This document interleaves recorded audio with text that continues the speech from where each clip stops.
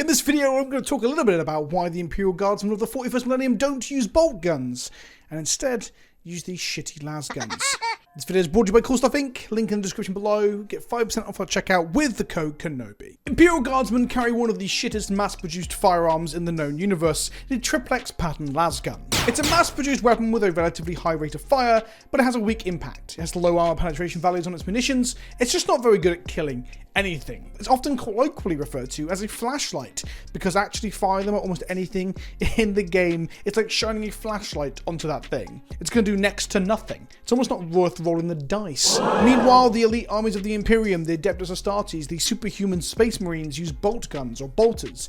These fire small, high-caliber physical munitions akin to miniature rockets. They often have an armor penetration value because of that, and they can do huge amounts of damage. In the Black Library books, often when someone is hit with a bolt round, it will just blow them to bits. These guns are incredibly effective at mid, short, and long range. They're capable of doing huge amounts of damage compared to the meek laser discharge of the Astra Militarum's las gun. The Chad bolter versus the Virgin las gun, if you will. The Imperial Guard are the main army of the Imperium. The game may focus primarily on Space Marines as the poster boys of the 41st millennium, but there are so many Imperial Guard out there that they are the workhorse of the Imperial forces. The Imperial Guardsmen outnumber the Space Marines to a huge margin. It's so big it's almost difficult to comprehend. Each chapter of Space Marines has around 1,000 active Marines, with there being, let's say, a few hundred active chapters in the universe, whilst the Astra Militarum number in the insurmountable billions. The 3rd edition rulebook states there are roughly 500 trillion active Astra Militarum Guardsmen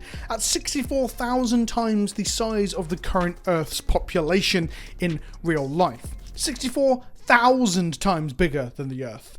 Keep that in mind. As a child, I thought the reason that the Imperium didn't kit out its main army with bolters was because the power of the weapon meant normal people couldn't handle the recoil or the explosive kick of firing little miniature explosives out the end of a fucking barrel that you hold on to. But then there are commissars that prove that is evidently wrong, and there's also the only minorly enhanced soldiers of the Sisters of Battle who also use bolters and revere them as holy weapons much like the Marines do. So in short, being enhanced is out of the question. It's not necessary to fire a bolt gun by being a superhuman. So is it the holy weapon status? Remember that Warhammer 40,000 takes place in a dark age of mankind in the far-flung future, where constant war, strife and chaos has led to, much like the real dark ages of our history, a loss of technology or understanding of it. People pray to gods for their technology to work, with ritualistic adherence to religious entities being as important as actual technological maintenance. Maybe the bolt gun is a technological pattern that is hard to mass produce perhaps, or at least impossible on the scale needed for the Astra Militarum. Maybe it's just not feasible to give them all a bolt gun. Well, it would seem that partly explains it, but not entirely. I think there's a more convincing argument against it. When you really start to burrow into the logistics of war, that every single soldier in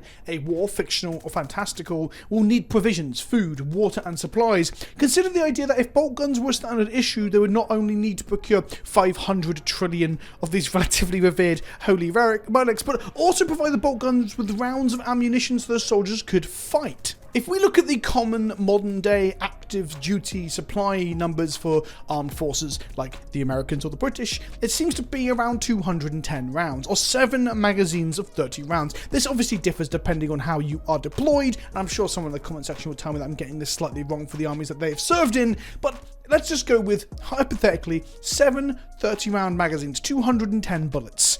Your ammunition manufacturing in the scale of 500 trillion active soldiers would become insane. An absolutely impractical number. Let's just say conservatively only 2/3 of the 500 trillion are actually deployed in a war zone and battling at any one time. And bearing in mind that 210 rounds wouldn't last you very long if you're on a prolonged campaign either, but let's just throw that out and ignore that for a second. It still equates to 2.1 quadrillion rounds of high explosive ammunition needing to be manufactured. The manufacture alone isn't the only problem. Think about it, in the future of the 41st millennium, there are entire worlds, forge worlds, and planet-wide manufactorums that could be devoted to only producing bullets, for example. But consider the weight of those munitions. Consider the need to transport the huge quantities of these bullets, like we're talking quadrillions at this point, of these bullets across a relatively hostile space, like the immaterium of warp space.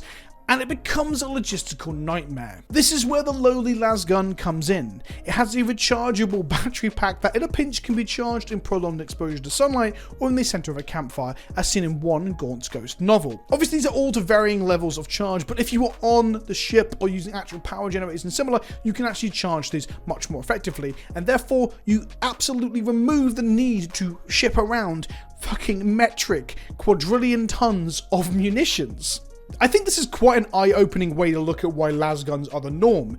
It's a logistical issue over anything else. All of this was something I started to explore and think about when I read through a thread that went into much more detail about the potential theoretical weights of this stuff over on 40k lore on Reddit. I'll link to that thread in the description below, because it goes into a lot more detail about the military logistics side of it, because I think it was written by someone who was in the military. The funniest thing about all this is perhaps just how fucking absurd the sense of scale is, of how impractical the idea of 500 trillion men fighting amongst the stars would be, and how impractical or bizarro it would be to handle those logistics in any feasible way. Obviously, it would be compartmentalized, it would be separated out and divided among different ruling classes and officers and such, but the point is, it kind of explains why the bureaucracy of the 41st millennium is so unbelievably fucking messy. It's absurd, or it's epic, depending on how you look at it, but I think it's a cool little facet, a cool little interesting idea amongst Warhammer 40k. I really hope you enjoyed the video. If you liked it, smash that like button down below and hit that bell icon for more notifications. I make Warhammer and Magic content all week long, and this has been Warhammer Wednesday. I've been Vince, thanks for watching, and I'll see you all soon. Ta-ta for now.